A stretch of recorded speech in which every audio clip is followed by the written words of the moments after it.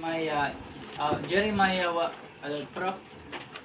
prophet Jeremiah was called as the weeping prophet because he he is have a heart of compassion towards his people, towards his people. And the Old Testament prophet Jeremiah cared so deeply for his people and was so pained by their wickedness that he has become known as the weeping prophet. He had a fervent love for the lost, and although at one point in his life he almost quit the ministry, he could not keep himself from proclaiming the word of God. He remained loyal to his Lord, faithfully preaching the message of God and his righteousness in spite of persecutions. He was able to do this because of his reliance on God's mercy and faithfulness. So, in the life of Jeremiah, makita na to nga ang siya na yung heart of compassion towards yung mga people is makita na kuha na to ba nga makakita siya sa iyon. For example, as kita as Christians makita tas kauban na itong mga Kristohano nga moro ito nagpatuyang na lang sila sa ilang pagpakasala sa ilang wicked, sa ilang mga wrongdoings, or murag kita po makakwanta ba nga murag mahiubustan makita na sila na nakabuka to mga dilimayong utang.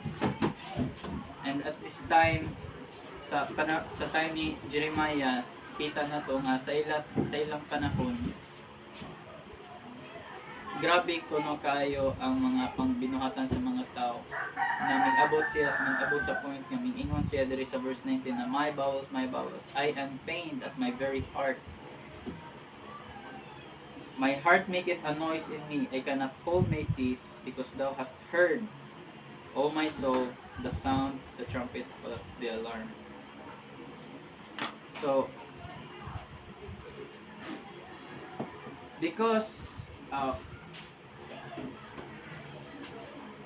because this is the duty of as a follower of Jesus Christ nga we should also have the same compassion towards people nga who are lost in sin, nga makita na to sa bang tao nga bisag dili ingon na bisag sa mga tao na proclaim na Christian sila but wala gid sila ibaw kung sa day meaning sa tinuod na Christian nga claim na they know Jesus Christ nga Ginoo, but they don't really know kung sa ilang relationship toward ni Jesus Christ.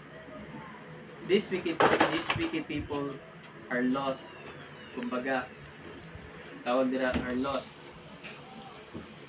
And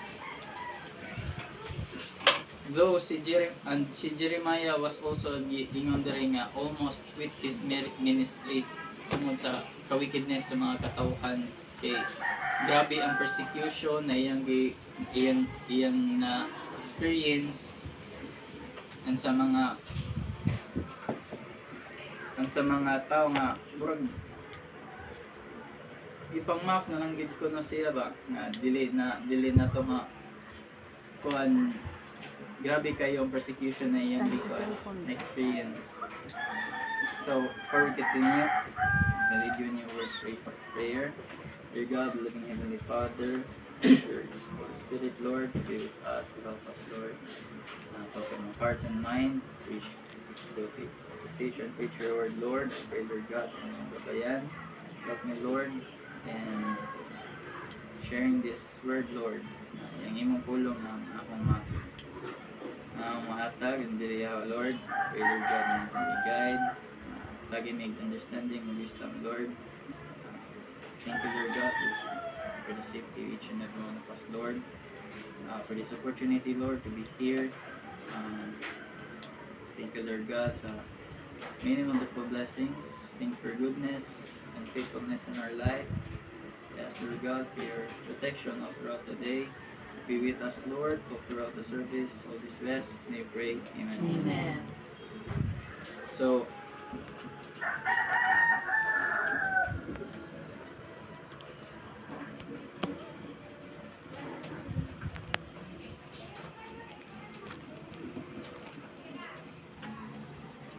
So, at one point in David's life, he felt that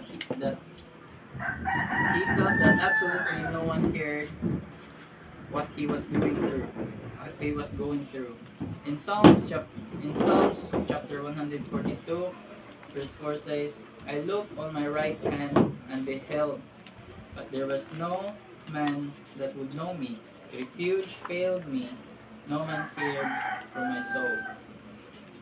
Maybe na times sa atong life nga we felt the same way nga we can remember how precious it was for us nga naitaw nga reach out na to nga nag-care na to nga dili ta ingon na magpatuyang sa atong mga binuhatan na ingon. And thankfully na gyud tayo nga ni na pa niya na tayo experience nga ni nga na yung mga tao na wala wala ta pasagdi nga magpatuyang sa ingan ng mga binuhatan. And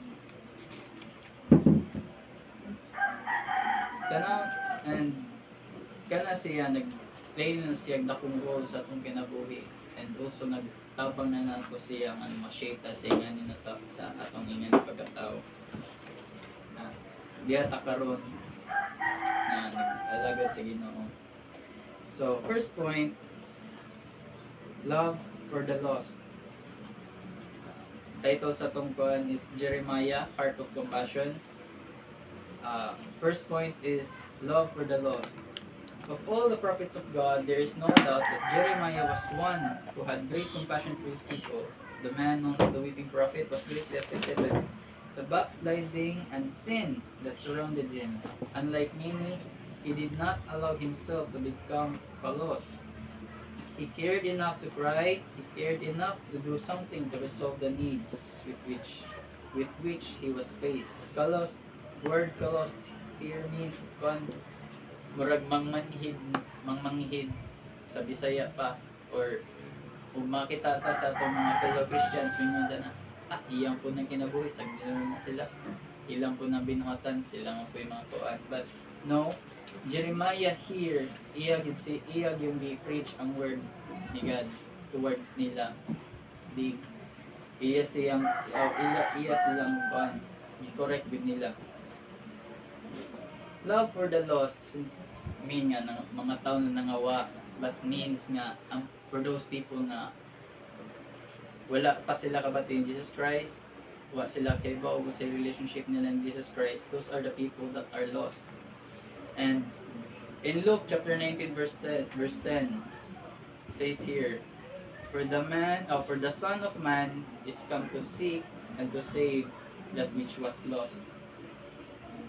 So the same thing na gibuhat ni Jeremiah of Jesus Christ nga they have preached the word, Jesus Christ came here nga magpakalansang na to condemn the world, but to seek and to save. Ingon diri, to seek and to save that which was lost. So letter A, affected heart. In Jeremiah chapter 4 verse 18 to 19 says, thy way and thy doings have procured these things unto thee. This is thy wickedness, because it is bitter, because it reacheth unto thine heart. My bowels, I am pained at my very heart. My heart maketh a noise in me. I cannot hold my peace, because thou hast heard, O my soul, the sound of trumpet, the alarm of war. God's word teaches us that our eyes affects our hearts. What we see and consider affects how we feel. It was so with the Lord Jesus Christ. So in verse 18 and 19, nakita na to how pain Jeremiah was, na nakita niya mga katawhan nga bisag unsa na lang dautan na ilang pangabuhaton. And this time God is telling them na to stop all these things. Undamon ko nun mga dautan na ilang gipangbuhat, kay hingnaon pa nato sa kuan nga grabe na gid kuno kayo nga ang ilang wickedness. sa soul pa lang silang kasing-kasing. So ang si Jeremiah mura sa jag naapektuhan, and tungod niya na nga mura jag nawad-an si jag pag-asa sa mga tao, murag nakaingon siya sa at one point, nakaingon siya nga mo stop na lang ko, mo ni nakaapekto sa niya nga naapektuhan niya yung kasing-kasing nga murag nawad-an siya jag pag-asa sa mga tao, gingon pa diri. So in Matthew chapter 9 verse 36,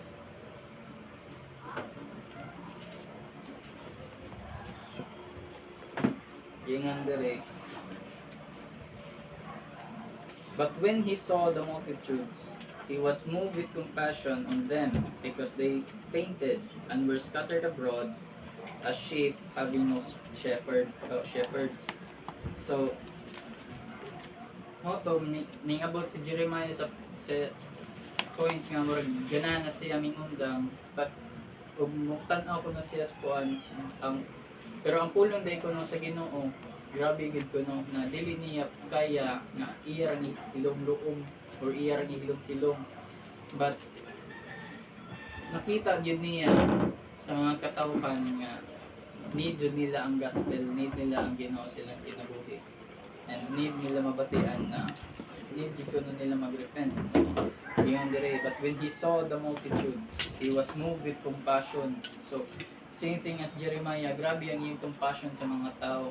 Kay ug sa ato pa sigurong panahon ug naimo-ingon nga ug kita ba naman murag mga agdita na undang nangingan na nimo ya ang usa ka tawo mo kuan ra magpatudjang ra gyapon, ako bitaw ni kinabuhi, kaya na kurbitay mo kasaw dito milabot nga na. And siguro mga turo kong reaction niya na ikaw kung si iyong may kuan, but here Jeremiah ang iya jud compassion sa mga tao, dili jud sila musugot nga ingana ra gyud tutok nga mo pasagad na lang ta sa mga tao na buhat o mga daotan. So grabe ang iyang compassion towards sa mga tao. And in Matthew chapter 6 verse 22 to 23 says here na the light of the body is the eye, and if therefore thine eye be single, thy whole body shall be full of light. But if thine eye be evil, thy whole body shall be full of darkness. If therefore the light that is in thee be darkness, how great is that darkness? So eyes nga maka-affect pud ni siya sa kung siya makita na to kaduglay o balik-balik makita na to kadugayan mo ra kun balik-balik ko iya ko panita, mapektuhan ko na itong atong pagpanginabuhi niya, ang atong way of living niya ni sa atong pagpanginabuhi nga makakita po ta nila, makakita ta silang binuhatan na dili maayo, but kahibaw tang dili maayo pero magdugay og sige na tutan na mo reject normal na laman mo ni nang napugingon nga ang mga maayong butang karon mali na niya, ang mga daotang butang karon mao ni sakto na baliktad ni noon siya, and that also affects us, okay, especially sa atong panahon that mo na gyud nahitabo ang right nahimo ng wrong, ang wrong nahimo ng right, and mao po na makita nato mostly sa different kind of environments nato, diha man sa school, sa gawas, sa asaman nga kung unsay makita nato muratag ma-influence pud nila. So gingan pa diri og atong kanunay tan-awon, ang atong mata kanunay tan-aw mga daotan, magdugay ang atong outcome sa atong panglihok mahimo na pong daotan. So naay gingon nga maapektuhan, ma-affect at sukod sa utang kuan ang atong heart niya na nga murag kadugayan mo na pud natong gina-desire, or especially sa karon panahon na murag mga worldly things.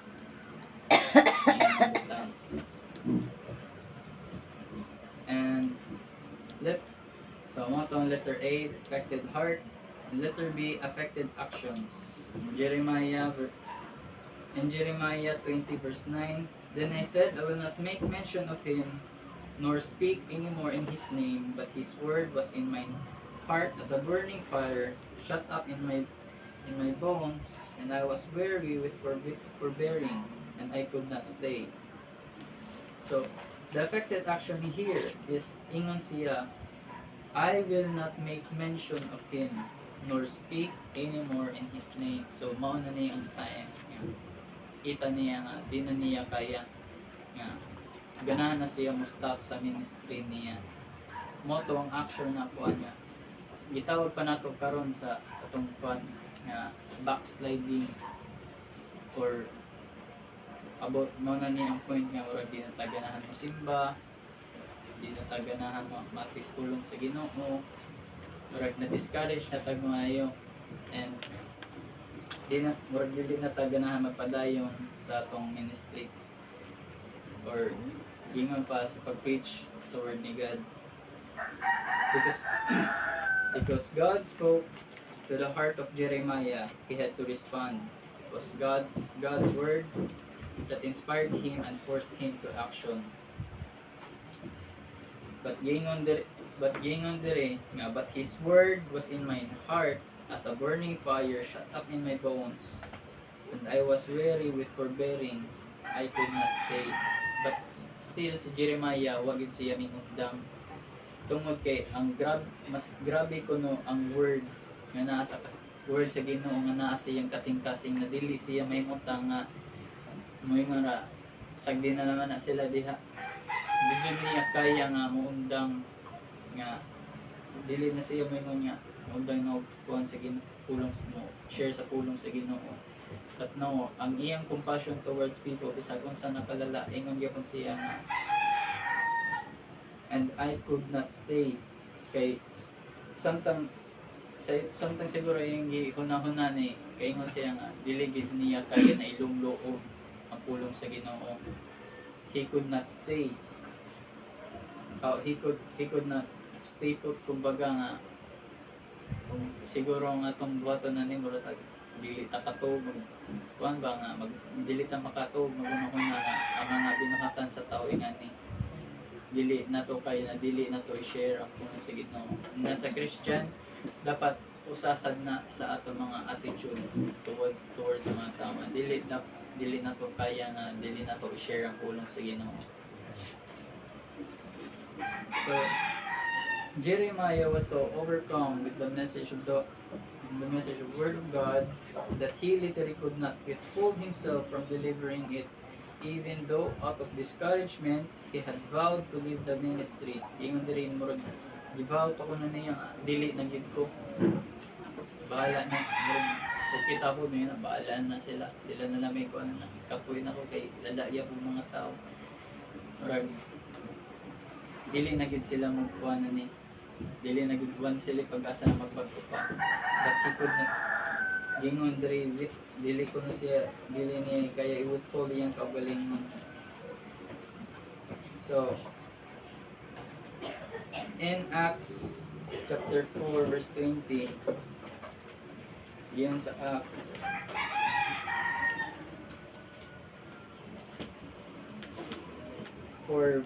chapter 4 verse 20, this was one si Peter and John.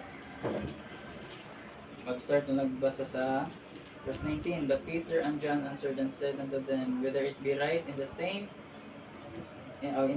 of God to hearken unto you more than unto God. Judge ye, for we cannot but speak the things which we have seen and heard. So the same thing with Jeremiah. He have seen and he have heard the word of God. Ang tungod niya na mausad niyang iyang gustong ipa sa niya sa mga katawhan nga dili niya kaya ug unsa pud iyang nakita og nabatian diya sa Ginoo, mao pud nang iyang i-share sa mga katawhan na dili pud sila mahimutang na maghilom-hilom na laman na Gingon po dire sa 1 Corinthians chapter 9. 1 Corinthians 9:16.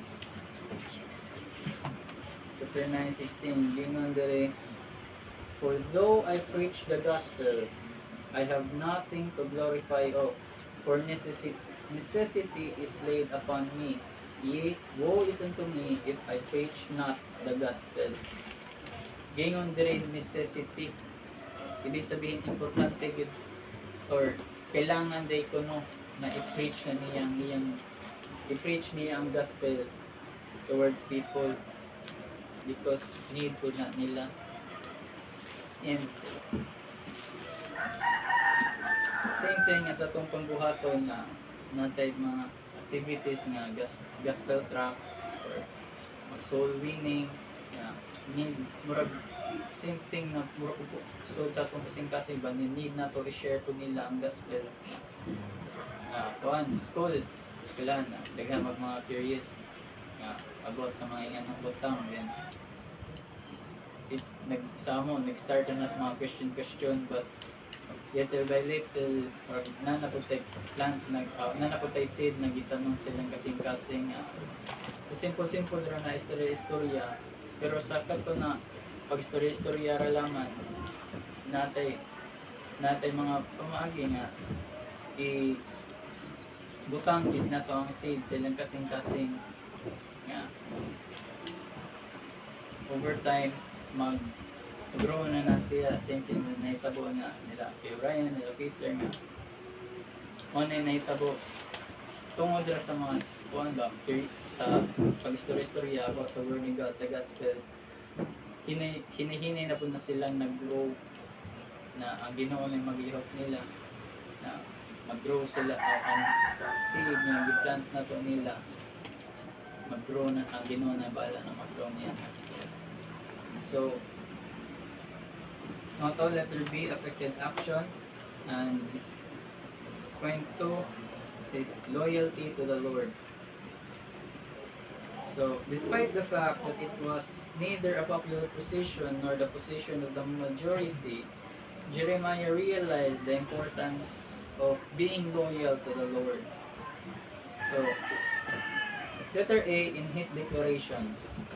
In Jeremiah chapter 42 verse 4, then Jeremiah the prophet said unto them, I have heard you, behold, I will pray unto the Lord your God according to your words, and it shall come to pass that whatsoever thing the Lord shall answer you, I will declare it unto you, and I will keep nothing back from you. His declaration in sa Jeremiah 42 verse 4, Jeremiah ingon gid niya, behold, iyang gi-declare nga, I will pray unto the Lord your God according to your words. So this time murag giatubang na gid niya mga tao, giingon niya nga umaw na yung kuan mga pinulungan, behold, I will pray unto the Lord your God according to your words. Wala niya gi-condemn ang mga tao, but instead yan gibuhat niya siya, I will pray. In his declaration, niya, I will pray unto the Lord your God according to your words, and it shall come to pass that whatsoever thing the Lord shall answer you, I will declare it unto you, I will keep nothing back from you. So, di pasabot diri nga tanan butang nga isulti kuno sa Ginoo, ideklara na niya sa mga katawhan. And bisag gamay kuno nga pulong, he will keep nothing back from you. Ug unsay gingon sa Ginoo, unsay gi-declare sa Ginoo, mo kinay i-preach diya sa tao, sa mga katawhan. The same thing na dapat natin buhat. Dili ta pwede na mag-add o mag-twist or mag-minus sa pulong sa Ginoo. Ug unsay gingon sa Ginoo, mo po dapat na natong i-deklara diha sa mga katawhan. Okay, ingon diri that whatsoever thing the Lord shall answer you, I will declare it unto you. Wala gingon diri nga ug unsay giingon sa Ginoo kaning adan gamay ug mayong isulti ninyo. Ingon diri that whatsoever thing the Lord shall answer you, I will declare it unto you. I will keep nothing back from you. Jeremiah made it clear that he desired to speak only that which the Lord told him to speak. So, what did siya gi-add or gina-twist ng mga words diri? Or sa ato pa sa panahon na yung mga naiuban niya, murag gaslight bitaw or ilan na ng murag sa nga kuha natin gaslight. Nga, murag ipasoften na lang ang mga words para dili ma-offend ng mga katawhan. Murag hadlok bitaw ka na maka-offend ng tao tungkol sa ilang mga ginungatan. But gingon diri nga that he desired to speak only which the Lord told him to speak. And og sa ato pod may times na murag mahadlok ka mo share sa atong mga amigo, mga classmates na tingan ng ilang pagkatao, sample na mali ang pagkakawan, mali raw ng mga pagkakabayot or same-sex na relationship na dili raw na pwede ng budget to budget, dahil tulad ng mga girls, especially sa pang panahon na tagat yung mga na-encounter na yung and sometimes murag soften naton ang atong mga words towards nila, murag dili na gid siya pulong sa Ginoo kung kay dili mo na to less nga offensive pero nga so kunaw nga bala murag okay ra siguro nang ingana but dili man, so murag mo back up na naman tas pag istorya na di na naman ni-insulted na ako sing ma-offend. So, tungod yan na, mapil ba sa pag-share sa gospel sa Ginoo tungod kay we are too afraid na insulti o kung sige deklara sa Ginoo. And says here, the prophet Micaiah said something very similar. As the Lord liveth, what the Lord saith unto me, that I will speak in 1 Kings chapter 22 verse 13. So, whether it is a parent with a child, a pastor with a church, or any other relationship, it is important that it was declared as truth are the words and the precepts of God, and not merely personal opinions. Not merely of personal opinions. So, na encounter niyan sa mga boarding house na dili kuan ba dili siya accurate gingon sa Ginoo kuno nga mao lagi na ingan na murag gitwist din niya para dili lamang maka-offend. And a year ago ba niya itabo na natin mga kuan na nag-story about sila yan, but wala mo ko kay introvert ng tayo, wala istorya, pero na kuan some part na fail ko niya to kuan step up siguro sa kahadlok ko nga no parte ba yun na kaya siyempre bago pursue pa ko niya to durag na fail ko atong time tungod kay durag wag sila ng mga ano po gumikuan. Gingon dere in Acts chapter 20 verse 27, for I have shunned to declare unto you all the counsel of God. Gingon dere, for I have shunned to declare unto you all the counsels of God. Now, says here to declare na kung sa mga teaching sa Ginoo, kung sa Ginoo sa Bible, mo na ang iyang i-declare, and dili ra mga personal opinions nato. may mga tanan na to. Asa may masulti nimo about ingan na?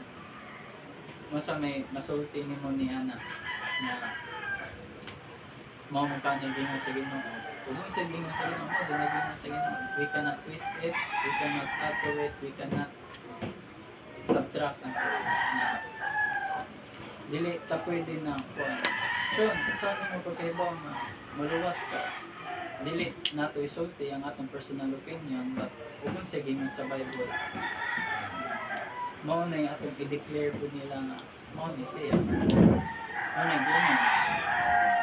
And in 1 Corinthians chapter 2, 1 Corinthians chapter 2 verse 12 to 13, now we have received not the spirit of the world, but the spirit which is of God, that we might know the things that are freely given unto us of God, which things also we speak, not the words which man's wisdom teaches. Dili ko na sa mga tauran na mga wisdom nga itong pulong, kundi ang pulong sa Ginoo, because we have not received the spirit of the world, but the spirit of God, but which the Holy Ghost teacheth, comparing spiritual things with spiritual. So, things that ato mabatian diha sa Ginoo, mo po nang atong isulti diha sa ubang tao. Okay, the same thing na atong na-receive, also, payback ko ta diha sa Ginoo, to sure. And kung sa gideklara sa Ginoo, mo dili kita pwede nga mo na itong personal opinion, but according to the word of God. In Revelation 22, 18, verse 18 to 19, for I testify, gingon dire, declared it, for I testify unto every man that heareth the words of the prophecy of this book, if any man shall add unto these things, God shall add unto him the plagues that are written in this book. And if any man shall take away from the words of the book this prophecy, God shall take away his part out of the book of life, and out of the holy city, and from the things which are written in this book. So, declare ko dire nga if any man kuno mag-add og mga words na gihatag sa Ginoo, God shall add unto him the plagues that are written in the book. So naay parusa, naay kabayaran, og naatay kuan, naay consequences of natay add sa word sa Ginoo. If any man shall take away from the words of the book of this prophecy, God shall take away his part out of the book of life, and out of the holy city and all things which are written in this book. So, it was declared nga di ta pwede sa Christian nga magpatakar ta istorya, mag-add na ang mga butang nga wala gingon sa Ginoo, minus para dili mo open. Magic concept na consequences. And in letter B, in his tribulations, Jeremiah chapter 38 verse 6, then they took Jeremiah and cast him into the dungeon of Malchiah, the son of Hamalek, that was in the court of the prison. And they let down Jeremiah with cords, and in the dungeon there was no water but mire. So Jeremiah stamped in. So even in his tribulations, Jeremiah stayed loyal to the Lord bisag sa iyang kalisdanan sa iyang kinabuhi. Jeremiah was faithful to the Lord even when imprisoned and sinking in the mire of dungeon. He understood what the hymn writer Thomas Chisholm meant when he penned, "Great is thy faithfulness. All I have needed thy hand hath provided. Great is thy faithfulness, Lord, unto me." Jeremiah is a beautiful illustration of one who found out that Christ's strength is sufficient in a miserable situation. So, bisag sa kalisdanan sa kinabuhi ni Jeremiah, he stayed and remained faithful unto the Lord. And the same thing, so na dapat atong buhaton or atong attitude when in times na natay mga kalisdanan nga giabat-abat giabat or giagian na nato karon nga nadyo times nga makaingon ka Lord di naman yan siguro na kaya or sometimes madaog pa na yung atong worldly desires nga natay yung usod sa atong manahon na unahon sa alaman na akong kaugalingon stop sa alam mo pagsibisyo sa Ginoo and night times na murag desperate na kayo ta sa atong tribulations nga for example sa financially ngayon ta na narbaho sa lamang ko di na lang makisa lang na siguro kung simba kung okay nangailangan ako inani but ngayon ni si Jeremiah isagun sa kunong kalisod silang ko ang diagian he remained faithful to the Lord he did not stop doing his ministry but rather still continue to preach the word of God. There is an illustration na gihatag diri loyalty to Christ with Charles Swindoll. The story here is sa Russia na ay underground church na kuan and on Sundays these believers kuan ang kaniko ng mga believers doing nag-start na sila silang service and kuan sila nagsinging sila hymns praises sa Ginoo but na in kalitra na mga duha ka army or military bukan kalito gabot and giingon diri nga agkatong duha ka military more mga Christians pud sila na kumbaga gitest nila ang usa ka church giingon diri nga gisod sila sa military and said nga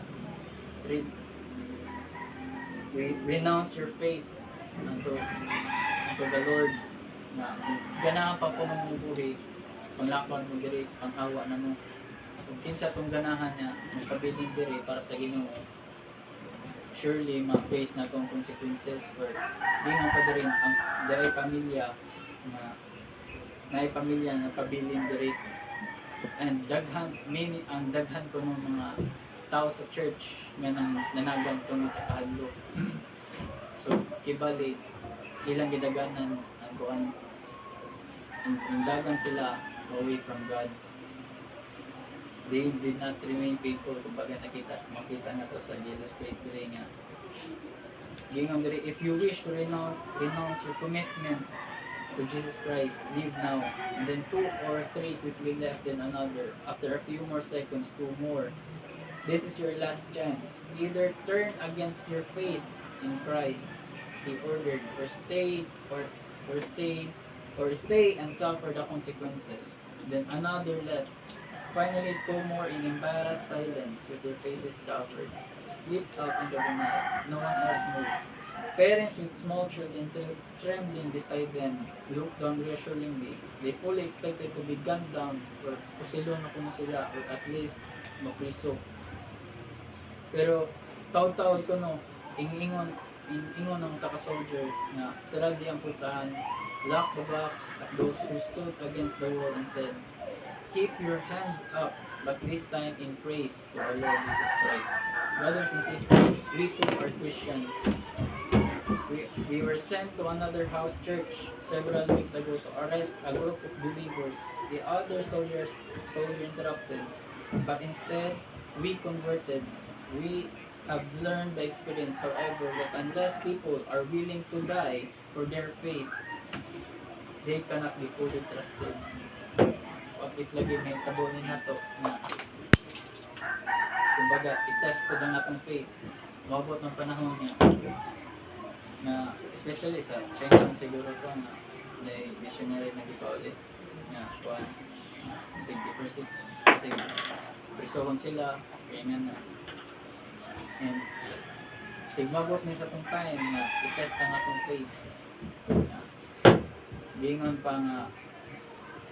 pa sa Bible nga kalimot ko sa ito na first book but gingon dito nga For me to die is to gain. Prinsipyo ng tinganan ni. If any man kunong mamatay sa ngalan sa Ginoo, na sa ngalan sa Ginoo, surely na ako ni reward. Mo abot pa ta sa point na ingan na ako, i-test ang atong faith. We have to die for the Lord. Na yung mga tao na persecute na to, and to test us with ba kung sa ka higpit atong faith sa Ginoo, mga willing ba ta mamatay para sa Ginoo. So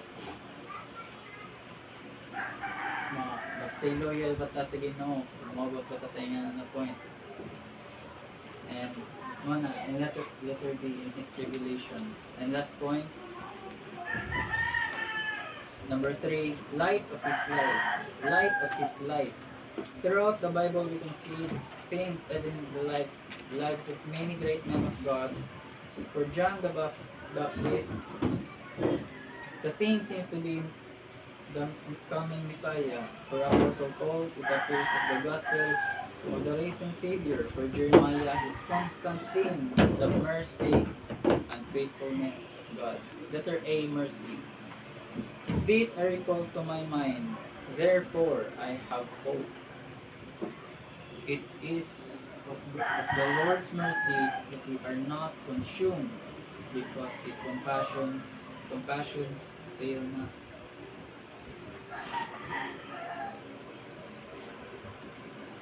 So, how many times did we fail God in our life? Daghan ng times na na-fail na to si God.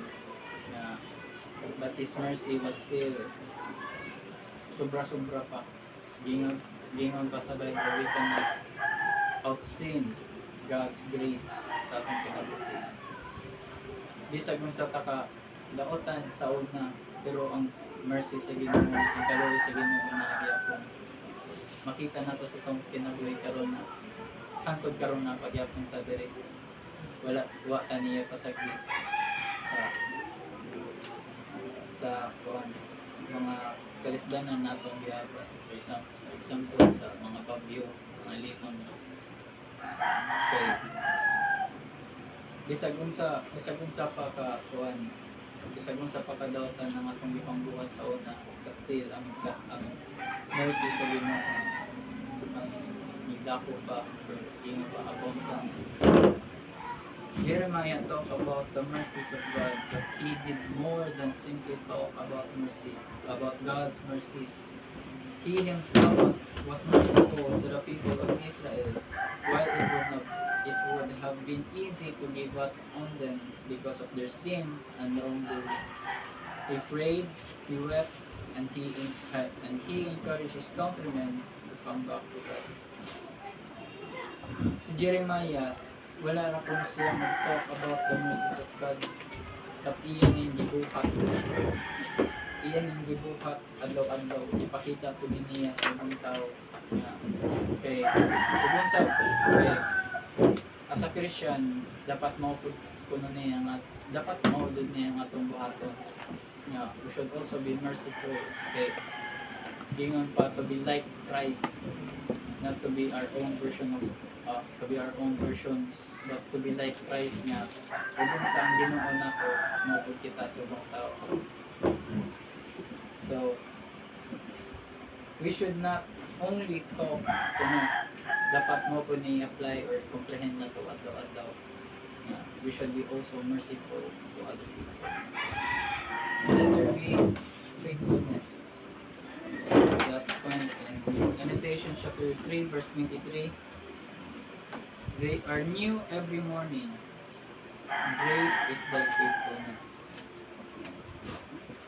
Thomas Paine wrote during the American Revolution about the summer soldiers and Sanction patriots who would draw back from serving their country. In its time of crisis, this was not the case with Jeremiah. He was faithful in times of hardship, deprivation, and imprisonment. He was dependent upon God's faithfulness, and he ever modeled faithfulness in his life. So,